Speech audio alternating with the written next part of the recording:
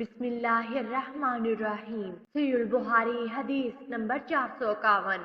حضرت جابر بن عبداللہ رضی اللہ عنہ سے روایت ہے، انہوں نے فرمایا ایک شخص مسجد نبوی میں تیر لیے ہوئے گزر رہا تھا تو رسول اللہ صلی اللہ علیہ وسلم نے اسے حکم دیا اس کے پیکان تھامے رکھو۔ صحیح البخاری حدیث نمبر 452۔ حضرت ابو موسیٰ اشعری رضی اللہ عنہ سے روایت ہے، وہ نبی صلی اللہ علیہ وسلم سے بیان کرتے ہیں، آپ نے فرمایا جو شخص ہماری مسجدوں یا ہمارے بازاروں سے تیر لے کر گزرے تو اسے چاہیے کہ ان کے پیکان ہاتھ میں پکڑ لے، مبادا اس کے ہاتھ سے کسی مسلمان کو زخم لگ جائے۔ صحیح البخاری حدیث نمبر 453۔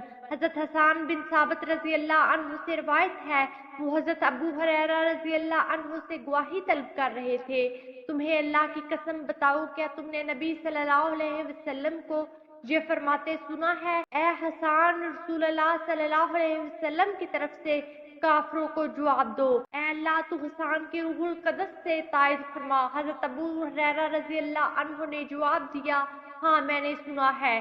صحیح البخاری حدیث نمبر 454۔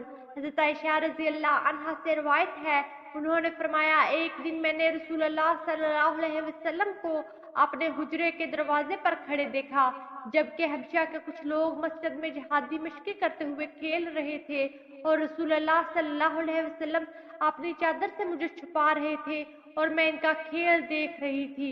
صحیح البخاری حدیث نمبر 455۔ حضرت عائشہ رضی اللہ عنہا ہی سے روایت ہے، فرماتی ہیں میں نے نبی صلی اللہ علیہ وسلم کو دیکھا جب کہ اہل حبشہ اپنے نیزوں سے کھیل رہے تھے۔